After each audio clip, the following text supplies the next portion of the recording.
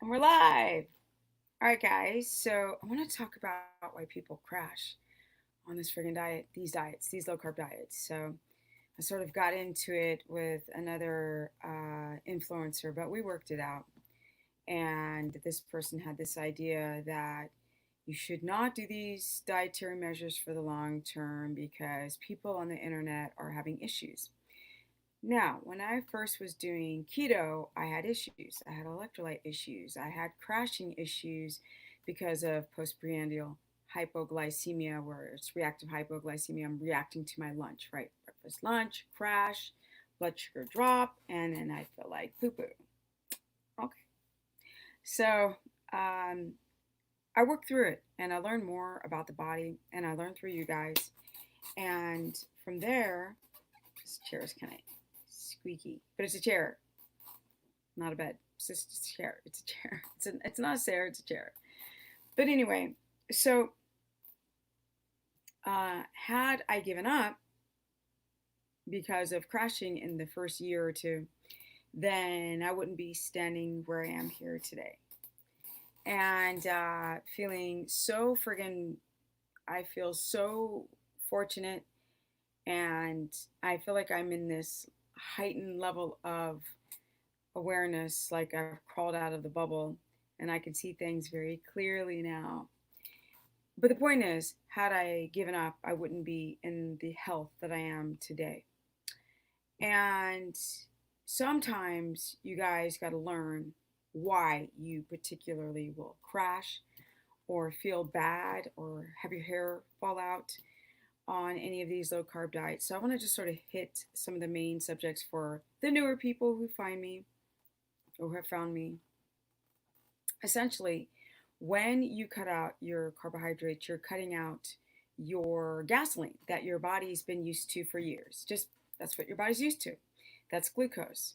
When you cut it out overnight, the body has to readjust. But to readjust without failure, you have to literally do a lot of things. Whoa, don't drop it. Don't drop the, if you're juggling balls, you don't want to drop things because one ball drops, another ball drops, and all of a sudden you're like, I can't do this diet anymore, or this lifestyle. So, some of the things that happen, obviously, is having low energy. That would be considered a crash, postprandial crash, or physiological insulin resistance rebound, which means your blood sugar tries to force its way back up, even though you're not eating carbs, because it wants that super addictive glucose back. So it starts going into a process called gluconeogenesis, which is the breakdown of amino acids. It's not just muscle, it's skin, collagen, bone marrow, muscle, everything, you name it, doesn't matter. Protein, let's take it, gobble it, because I don't have glucose anymore, or glycogen storages, which is in the muscle, is gone. So, or it's very depleted. So I'm still looking for a glucose source so I can take muscle and start breaking it down in 3 minutes to restore some blood glucose to get into the fledgling brain, because your body does not care that you want to look aesthetic. It just wants to survive. And people forget that. It just doesn't do what you want it to do. So people crash. And before they even do these diets, their blood sugar is dysregulated, their insulin is too high, it's resistant, it's not doing its job. So your blood sugar goes from high to low anyway. And then a lot of people are coffee drinkers, and their true energy is masked by the coffee. So if you take the coffee away, let's see for the first time what your true energy is looking like. And that's what a lot of you guys don't do. Keep the coffee in and don't understand your symptoms. So the crash is real. So the crash is blood sugar, insulin takes you down, too much insulin, boom, right? Because you're insulin resistant before you even do this dietary measure or lifestyle. Then your glucagon, which is going to raise your blood sugar back up, is at an imbalance, and then everything's like this, instead of like this, tighter. And this is quite common because with the absence of a fuel source, your body will find one, even if it has to rob from Pete to give to Paul. That's not good over the long term. Now, what else is problematic? Having the blood sugar go like this, crashing without enough fuel on coffee or even no coffee, then that's going to affect your adrenal system, your thyroid system, and ultimately your reproductive hormonal system. And that's what we're seeing in a lot of people. But then there's more. There's your lymphatic system. So that's going to be a series of videos. I'm going to dive into your lymphatic system. Whoa, did I not understand how important it is that those lymph nodes are clearing out waste products, that your kidneys are able to clear out urea or purines out of the kidneys and any waste products from protein, that the gallbladder is functioning so you can digest your fat soluble vitamins. And a lot of people are having gallbladder issues. And so this is what I would put under the umbrella of crashing. Yes. So this is what I consider crashing. It's not just energy. It's also, okay, now my gallbladder's not functioning. I'm having nausea, and then I'm having a electrolyte imbalance, which creates nausea as well.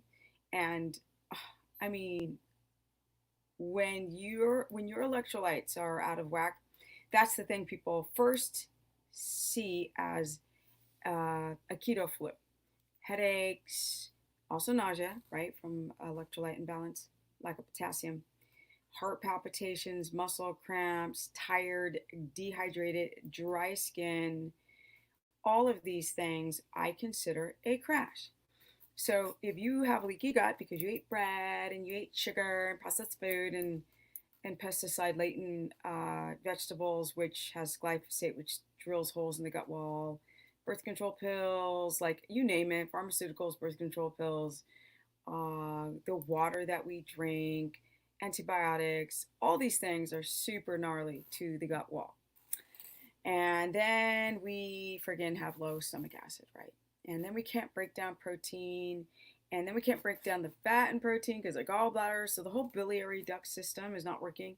So you've got your liver, your kidney, your gallbladder, you're estrogenic. You got estrogen getting trapped in your liver, essentially squeezing the liver cells from maybe being able to filter properly, which creates this inflammation in the liver.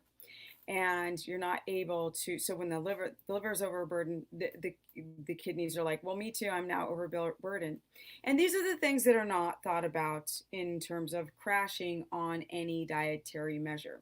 So people will say, you can't do this for the long term. Yes, you can, but you have to understand physiology. And not only that, you have to first start understanding your own. Nobody does that. They want quick fixes. They want, just give me a diet plan. I hear this all the time in my consultations. Just give me a diet plan. I go, I can't, because you won't adhere to it. People like to eat the same thing every day, but what if you've got over like mast cell activation and the mast cells are just pumping out histamine and now you're having tissue breakdown, right? People don't understand. If your immune system becomes overactive, it'll kill cells. It'll break it down. So histamine will do that. Or, natural killer cells, and the macrophage is trying to clean up debris and junk. And, you've got a weak gut wall. Now your body sees foreign substances, and then your immune system begins to attack itself, right? That's when you start to see all these problems on people. And then you do these diets, and you're not considering like, okay, my gut feels better because I did carnivore, but I'm not considering my electrolytes. So you have to manage your electrolytes. And unfortunately, there's no diet where you can be supplement free. So I don't like supplements at all, but we can't get magnesium. When you cut out that water, well, not water, when you cut out the carbs, carbohydrate, water, from your body, you're holding less electrolytes. And people are starting to do honey, and they're reacting to the honey. And now you haven't done, like people doing carnivore, they do honey to manage their electrolytes because honey's going to make you swell up with water, but you're sensitive to honey. And now your blood sugar starts to go bing, bing, bing, bing, bing. And the whole thing goes down the toilet. And then people say, you can't do these diets for the long term. When you don't really understand what your regulatory systems involve with your enzymatic responses, with your hormones, with your lymphatic system, your white blood cell count, your gut wall, and the endocrine system in terms of the hypothalamus, pituitary, adrenal, thyroid axis, and ultimately your reproductive hormonal system. And you can crash on all these symptoms because you don't sleep well, because you still have alcohol in your diet, because it's only vodka and it's like has no calories in it, or because you can't deal with stress, or but prior you have a weak gut wall, so then you continuously eat ribeye all the time, or people who are doing keto omnivore and they're constantly eating avocados, and you might have an allergy towards that avocado, but are ignoring the symptoms, or eating tons of meat and you're having back pain because you're dehydrated, because your fluid balance is off, because your electrolytes are out of whack. And if your electrolytes are out of whack, ultimately so is your heart, because it's not getting enough oxygen. This is how people fail on these diets. So what do? You go, what electrolytes can I take that's not going to hurt me? I can take citric acid, which is like potassium citrate, because I have a problem with avocado, or I'm fine with avocado, so I don't want to take potassium citrate or even bicarbonate. Then we got magnesium. So there's magnesium, glycinate, malate, and citrate. Well, citrate's going to help break down the stones. So is the potassium, the sludge in the gallbladder, or the stones in the kidneys, stones in the biliary duct system. And then you've got uh, and so then you're beginning to manage a fluid balance, plus enough water, plus the right sodium to potassium balance. Muscle cramps go away, heart palps go away. This creates less of a pressure on the total immune system, and which affects the hormonal system. Then you're eating things like organ meats, and you're getting enough fat in so you can keto adapt. So then you can protect your adrenals and your thyroid, but you're eating fats that you know you're not sensitive to, and you have a gallbladder. If you don't have a gallbladder or it's sludgy, then you're gonna have to take ox bile salts. And some people react to them. I'm like, take it down. More is not better. Go down. Sometimes less is better. So take down that ox bile to a quarter of a capsule or half a capsule halfway through a meal and start building your way up. Then you got to manage your low stomach acid if you have hypochlorhydria. A lot of people have H. pylori, and I'm like, don't worry about H. pylori unless you're starting to have any type of itis, any type of ulcer or diverticulitis. This ulcerative chloritis, or the Crohn's and the transverse colon. You want to go and sit and make sure that H. pylori, because a lot of people have H. pylori. You can go and take all the mastic gum and Matula tea and all this kind of stuff. It doesn't mean that H. pylori is going to go away. The H. pylori is going to go down if you're not eating a bunch of carbs and sugars. Okay, if you get off the coffee that's messing with your IgA and the mucus lining, get rid of it, of your pipes, everything, all the way here, all the way to boop, there. These are all the things that I consider crashes. So you might want to take betaine HCl, one cycle, one bottle. It's a concentrated stomach acid. Or you might want to get some lipase or protease to either digest protein or fat. Fat would be like, oh, my gallbladder. Protease would be like, oh, I can't do beef. A lot of people came from veganism or whatever. You have developed hypochlorhydria, or people who've done pharmaceuticals, or smokers, or coffee drinkers, or alcohol abusers will have hypochlorhydria, or carb over carb, like standard American diet people. And so you have to slow down your eating, and you have to eat foods that aren't going to downregulate, and stop those lifestyles that's downregulating your stomach acid, which is blocking up your digestive tract. Then we've got the diamine oxidase deficiency, because that enzymatic response to take down the inflammation from the foods that you're eating, or even seasonal allergies, by focusing on your freaking immune system. Right? So you take thymus and you take kidney to help with diamine oxidase production. You get some sleep so that because your body heals at night. And these are things I talk about all the time. And because I got to get out to my ranch and I got to do a quick workout, I'm going to leave it here and go more into the liver and the lymphatic system, why your lymph nodes are having a hard time draining fluid. You guys need to, here's the thing I really want to say, you have to do the right type of exercise. It's not just getting on a vibration plate and getting on a trampoline. It's also resistance training. It's actin-myosin. It's the filaments, the fibers grinding against each other. This will help squeeze and drain out that fluid that's pulling in your legs. Also the dry brushing up towards the nodes, down towards the nodes, up and down, because we have nodes all over the body. And so these are things that we need to think about, the estrogen dominance in women and in men. Now I gotta go see my boy Thunder. I'm so excited. I love this life that I'm living. You can do these diets for the long term, but you can't be lazy about it. People want to be critical of it because they can't be putting so much time into fixing their health. They get distracted by other things. If you take the time and slow down the roll, slow your roll and back it down and learn more about your individual health, because a lot of people don't even know. They're like, I'm doing so fabulous on carnivore, blah, blah, blah.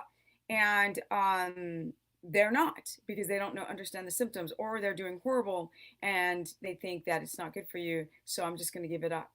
No, all of these things are considered crashes. The lymphatic system, the swelling, the estrogen dominance, the liver clogging, the kidney pain, the low GFR, the thyroid. And these are things that people have anyway. Trust me, you don't go and do a diet and all of a sudden they all happen.